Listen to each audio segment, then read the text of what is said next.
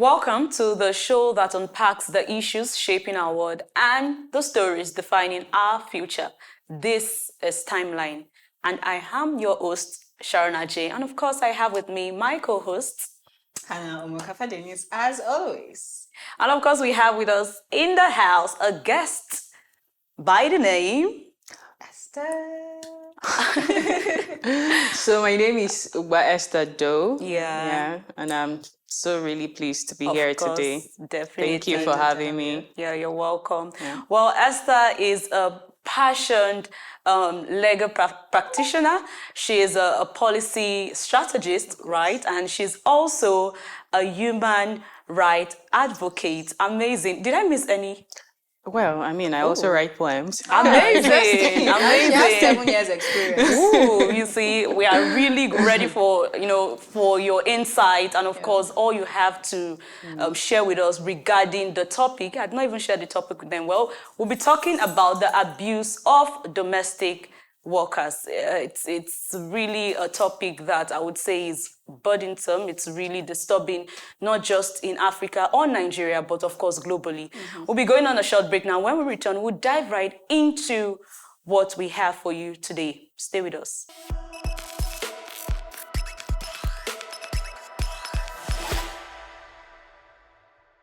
All right, welcome back. If you're just tuning in, this is Timeline.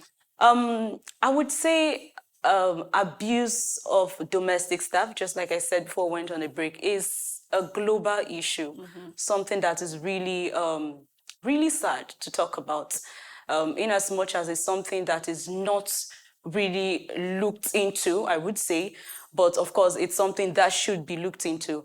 Domestic workers particularly are people that should be respected. And as a sector, it's kind of one of the sectors that is kind of not, will I say underlooked?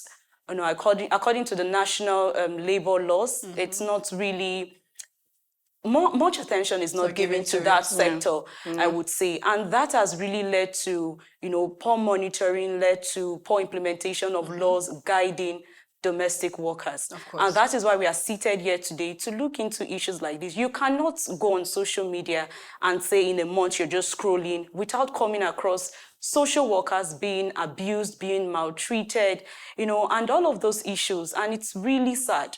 It's really sad, I must say. Of course, it's really sad because you expect that you as a human will be able to treat your fellow human with as much respect as they are, because it's not easy. They are working for their daily bread. The reason why they are deciding to be a staff to you, a domestic staff to you, take care of your children, take care of your house or anything, is because they want to be able to have food on their table. Exactly. But then when you start to abuse them, because, you feel like you're the boss and so you can do anything. Now that's where there's a problem. And also one of the problems that we even have is the fact that some of these domestic staffs are underage workers. Yeah. So they're not even up to 18. So you see a young girl of probably 11, 12, sometimes even lower. I've seen a case where it was 8 years old, and she's been a domestic staff to an adult woman. So she's sent to the poorest of schools, given the poorest of food, poorest of clothing, literally treated like she's a less human than her own child. And that's a part of society that we need to eradicate today. Of course, that's why we're here. Exactly. Talking about that, the International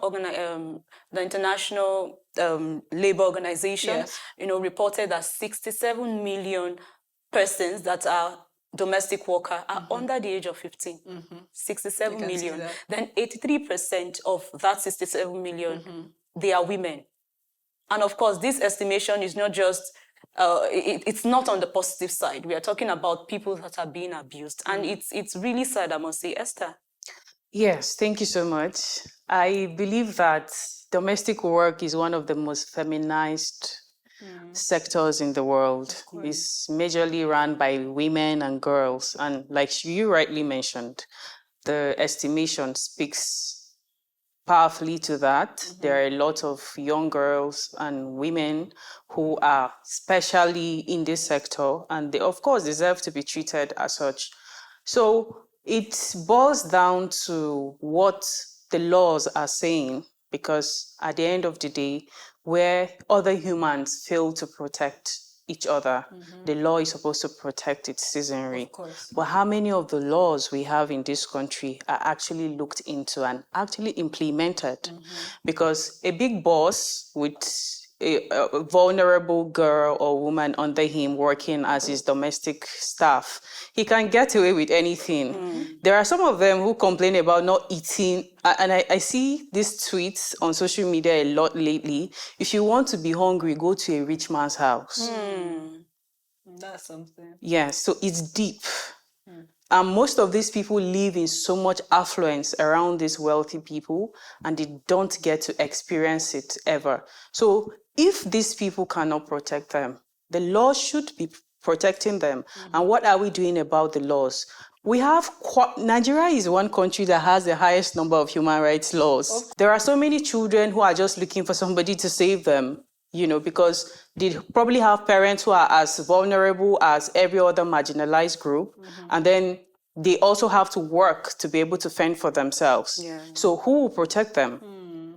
If I have a vulnerable mother who is unable to cater for me and I have to go out there to look for my daily bread and she's unable to protect me, the law should be able to come up and protect me. But even that is not made available for them. So yes, there are so many injustices and abuses ongoing, especially amongst domestic workers. Exactly. And if their families and, their own background cannot help them, the law should be able to protect its citizens. Exactly. Yeah. Yeah. The UN made a report of Beninese, Beninois rather. Yeah. Beninese or Beninois? I think they're both. You can call them Beninese or Beninois.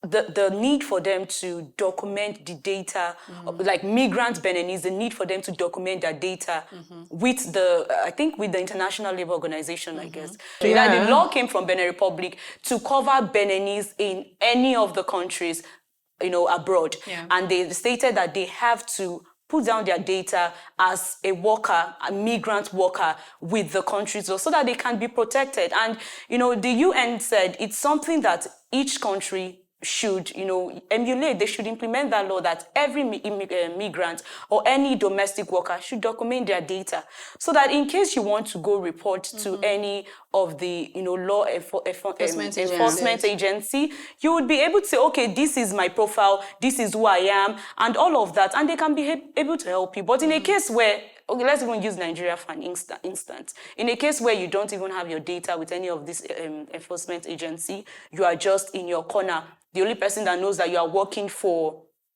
this family is just your family members and maybe the neighbors. That is nothing. It's not their business at that point. How would you be able to fend for yourself? So you literally are selling your life, everything to that person because, believe it or not, we said domestic work sector, they are the least protected sector. And least paid. And least paid. So they are not seen. In as much as we are doing all of this talking, without implementation, they are not seen at this instance. But I actually want to believe that there should be a law that has been implemented somehow, somewhere. Yeah, so I will speak to Philippines. Philippines has a law, Philippine Domestic Workers Act of 2013. Okay. I think it's also called the Kamase or Kamaha law. Okay. I can't remember how they put it exactly. So it speaks to this. It treats domestic workers like every other worker. They have their time, their leave, they have their time off, they have their agreements.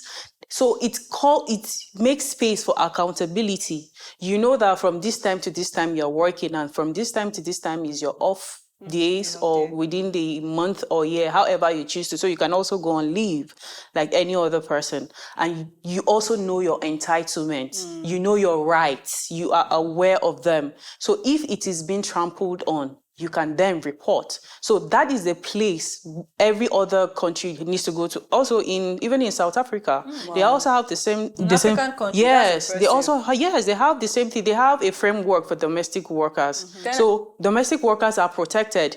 The thing is, people need to recognize their rights. They need to be aware of them.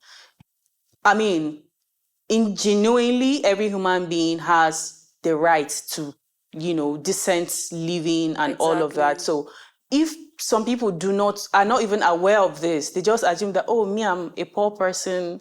There's nobody that will fight for me, even if I start this thing now. But with awareness of this law, if anything starts, you know that, okay, I can hold on to this and then I can have my, if it's damages that have been done to you, you get damages for whatever has been caused you. So it's important every country starts talking about, because these are the little things that go unnoticed that actually affect the productivity of a nation. Abuse is no small thing. Abuse affects people deeply.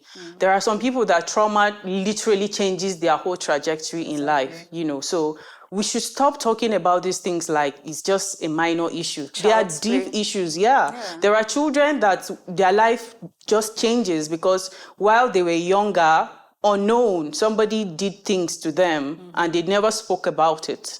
And, when they start manifesting these things in adulthood, you think that, oh, this child is just not a responsible child. But go back to, some years back, the people they lived with, how they were treated, or the people they worked with. It's important that these conversations are not just had. What do we do? What are the next steps we take after that? Do we just see abuse and let it slide? Or do we just, okay, now, let me just cite an insight. Some days ago, I was talking to a friend who told me that, one of his clique of friends, that one of his friends sent his younger sister to go and work for him, and then he started touching the girl. Then one of his other sister came to stay with him, started touching the girl. Then eventually he was arrested. Then a few days later, he was released. Why? I was like, does this man, he has 3 girls at home. So how are we sure that even the daughters are safe from him? Exactly. So we don't just start to do something and then act as if we want to do the right thing and then we take it. It shouldn't be that way. People should actually know that their actions cause harm to other people. The whole intent is to see that humanity, there is no harm caused to anybody. But if we continuously continue with this circle, then our society definitely is bound to be doomed, because what is done in the secret eventually comes out into the light. Definitely. You cited Philippines and South Africa. Now the International Labour Organization has been beckoning on countries to come rectify, with their convention number 189, if I'm being corrected. Yeah. That rectification is a means of telling the country, okay, now you have to have a law that binds workers, in short, all workers, nothing like workers and domestic workers. We need all workers to have the same right, just like you talked about that of South Africa and Philippines. Now, if this law is, this law binds this sector of work, it should also bind the sector of domestic work too. If I'm going to go on leave, I should be able to go on leave. If you give me HMO like in Nigeria, as a domestic worker, I need to have So that is what they are looking to, establish. And they said just 36 countries have come to implement that in the whole of the world. Just 36 countries have come to rectify, and it's really sad. Yes. Is it that the other countries that don't want to rectify want to just fold their hands and see that their people are being battered by fellow human beings? It's really a sad place, I would say. Yeah. And looking at you, I remember you mentioning the whole SA law, and I think one of the reasons why that law was written was a tweet from Entrepreneur Zone says domestic workers are the most abused employees in SA, and this was in 2019. Says they are the first to wake up and the last to sleep. They work over 12 hours per day without being paid overtime. Most are paid below 2,000. This is totally wrong. Basic Conditions of Employment Act applies to them too. So there was a basic, Basic Employment Act already in place before even any of this thing that concerns the whole domestic worker bills. Yet it was not applying to them. And you had mentioned that that SA bill had come, and I do hope that it has already been implemented. And if it's not been implemented, then something has to be done. Backstage, we're talking about how Nigeria has one of the best human rights laws that you can see in the entire world, and yet most times you don't even see it's being implemented in our country. No. So I would like to ask a question. As people who are employers of labor, let's say a person who has a domestic staff, what are some ways that you think that, okay, What are some situations that you think would lead them into doing such kind of things, like, should I say, abusing their domestic workers? What are some of the situations that lead to those kind of things? Esther, before you answer that question, we're going to go on a short break. And of course, when we return, Esther will be diving into the question asked by Omo Cafe. And of course, we'll get insight more on the abuse of domestic staff. Stay with us.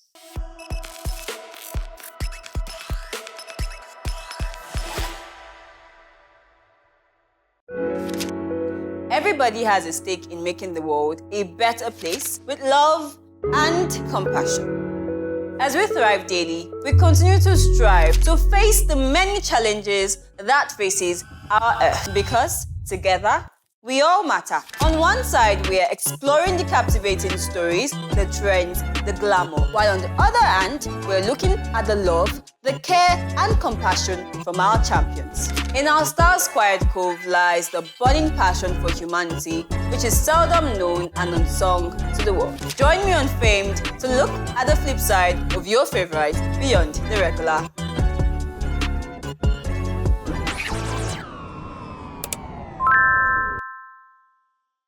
This is the show where stories of women's achievement meet the solutions our world needs today. In a world where challenges abound, women rise above, turning obstacles to opportunities and dreams into lasting impact. They are leaders, they are innovators, they are change makers. From classrooms to boardrooms, from communities to global stages, these women are breaking barriers and shaping our world. Empower is not just a conversation. It's a celebration of courage, resilience, and vision. Join me as I spotlight women who transform society. This is Empower with an H on Youth Network.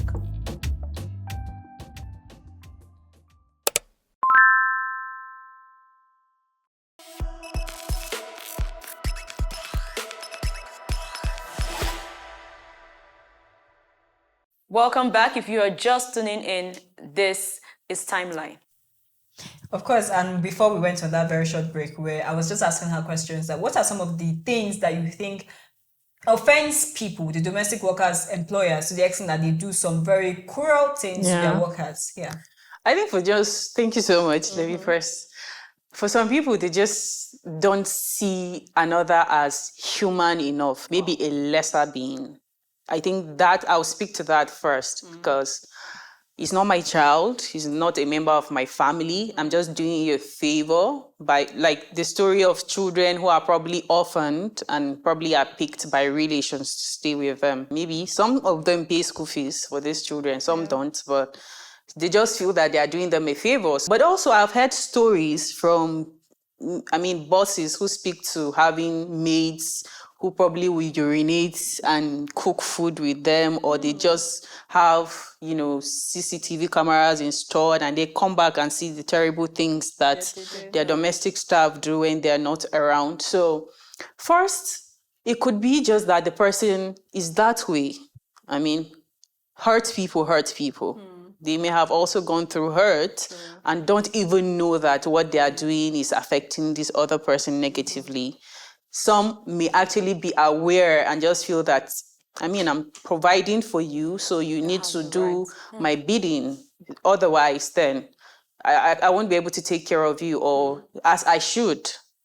You can imagine, like, just because of your own hurt, you decide that you pour the same hurt on other people. But while that thing was happening to you, you felt terrible and you wanted someone to save you. Why on earth would you also go back again to do that same trauma to another person? And I think some domestic staff also they've had this mindset, because all of this, it's not a conversation of just today. It's something that has been ongoing through. So I believe some domestic staff already have this mindset of, it cannot be me. It will either be them or nobody. You understand? They go with that mindset. But of course, when we're talking about this, we are not generalizing, because there are other employers that are good, that you will come out to testify, oh, this was an amazing employer. I've seen a video online where the domestic staff did not want to leave the employer. She was literally crying. She wanted to go back to, I think, Kenya or Uganda to go get married, but she didn't want to leave her employer because of how good they were to her. her. You know, but of course, it's not like that everywhere. Everywhere, And you can't even, I would not It's use the quite word rare. blame. I won't use the word blame because no matter what, hurting another human being is never the solution Yeah.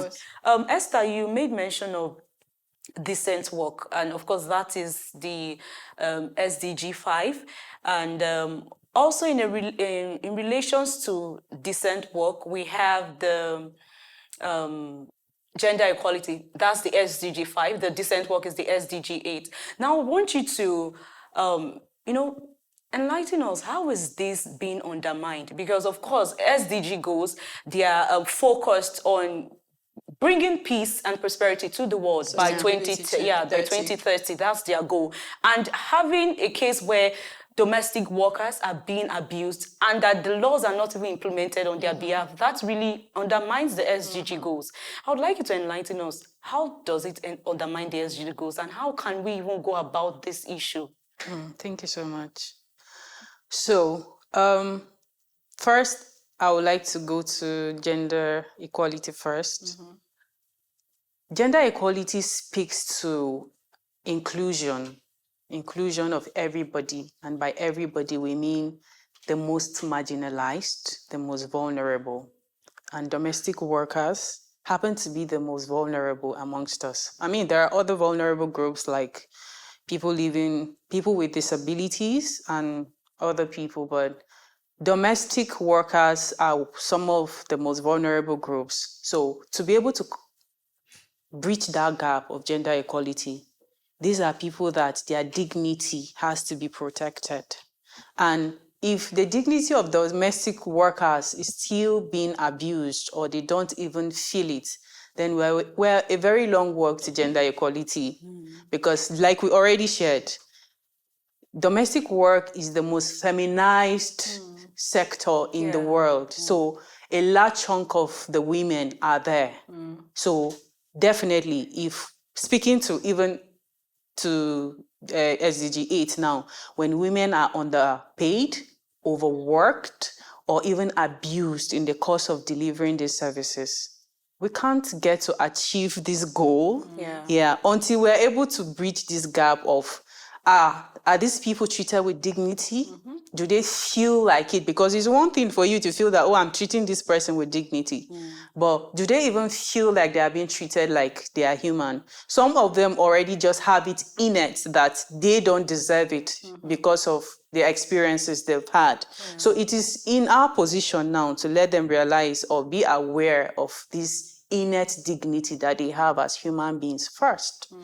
And then it will strip them of those insecurities and self-esteem issues that make them feel less and leads to underproductivity.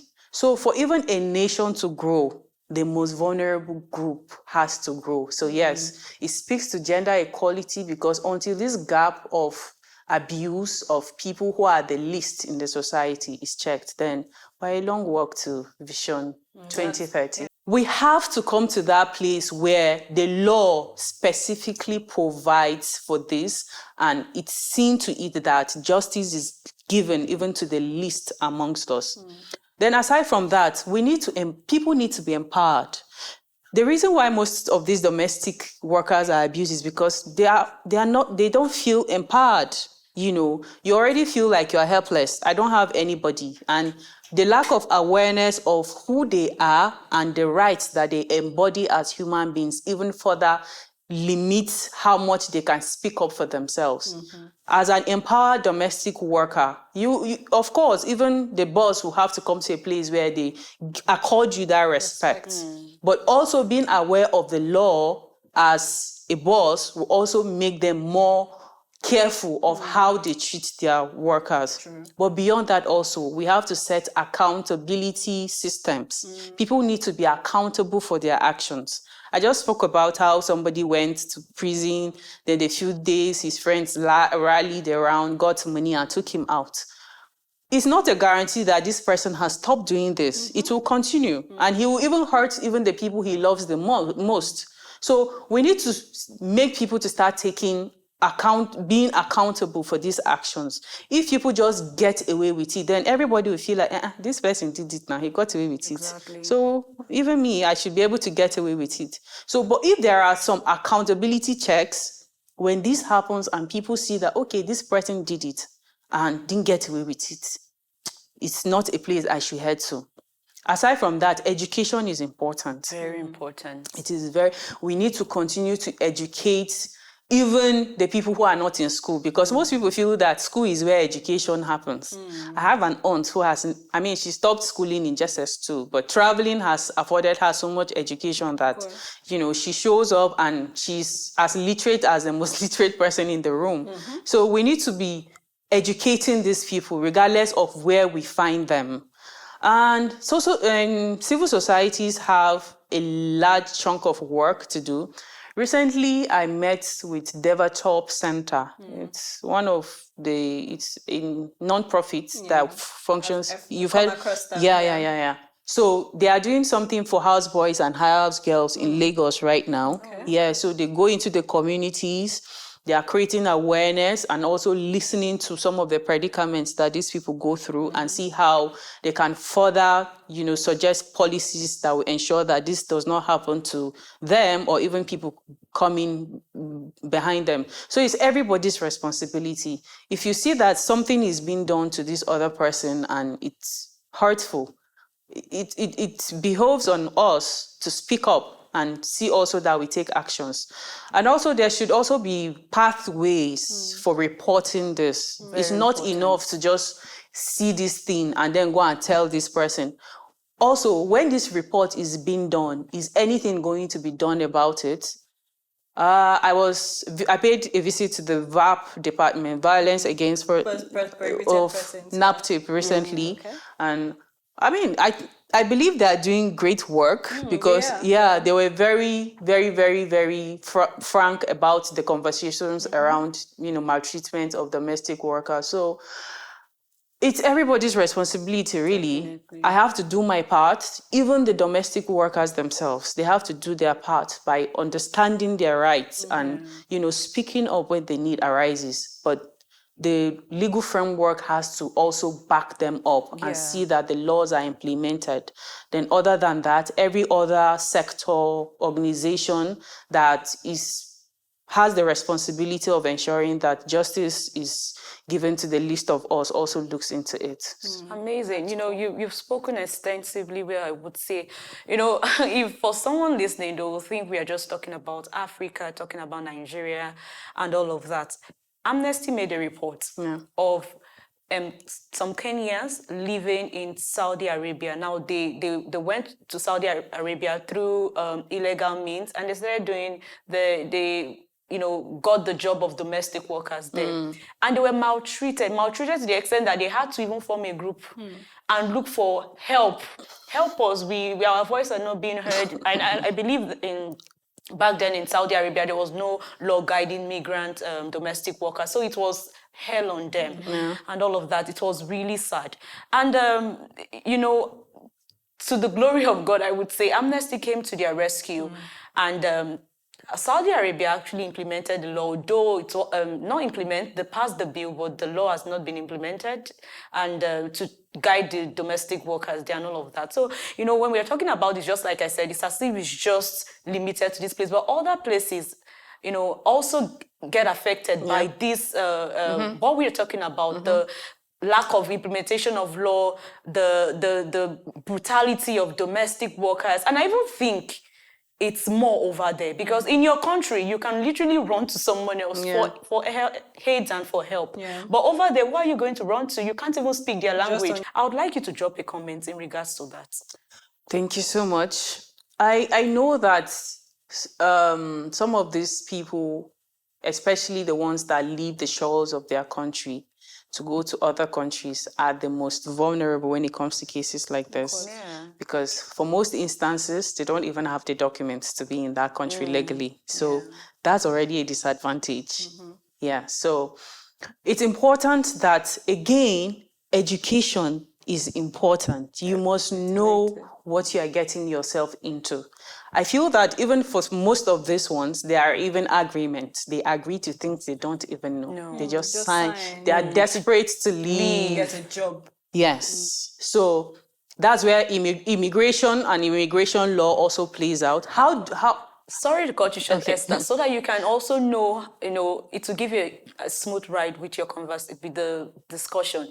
Most of these people, domestic workers, cannot speak out. Why? Because they illegally got into that country. They don't have So their that papers. also is a limiting factor. Now, when they Yes. say, okay, bring your data to Fast track your, yes, your let's help. bring your data, let's have it, so that in case anything happens, you could come back to us. They can't do that because the first thing they are scared of is the fact that they'll be deported Yes. back to the country that Yes. They're no running work, away from. They're trying to earn money to send home. and that Yeah. is a limiting factor. So with this understanding, please ride on. Well, first, in order to ensure that people don't run away from home, home has to be stable, right? Exactly. We have to create the right conditions for people, for home to be enticing. I mean, the whole essence of home is a place that you can just be and know that this is where I belong. Is a place of belonging. So if home is attractive, and I hear most Nigerians, I speak to Nigeria because we're in Nigeria, of course, who travel out say that, oh, if everything was right in Nigeria, why would I definitely be out there? So it's important that, like you spoke to it earlier, every country should look into their labor laws and see how they can include even the least, how they can be protected. Protection is very important. If I don't feel protected at home, I'll definitely want to run. So it exposes me to literally anything when I run away from home. And Nigeria cannot protect this person out there because first, the person got in illegally.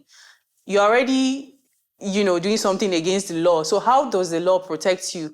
Even the law say, he who comes to equity must come with clean hands. Are your hands clean?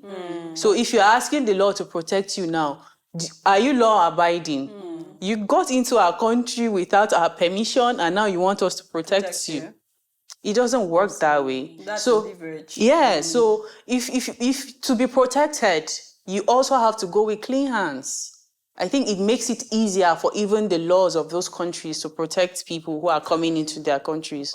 But other than that, of course, every other country is labored with this responsibility to see that their countries protect their own so that their own are not now exploited when they go out there. Exactly. Thank you so much, Esther. If we sit to ask more questions and, of course, converse more on this, we have a lot to talk about. But time is, of course, limiting factor, I must say. But thank you once again. It's amazing. Your insight, your input. Really appreciate Thank you so much. Yeah, Thank well, you. that's all we have for you today on Timeline. I remain your host, Sharna J. And of course, I'm Hannah Omokafa Dennis right here. Until next time, see you again. Bye.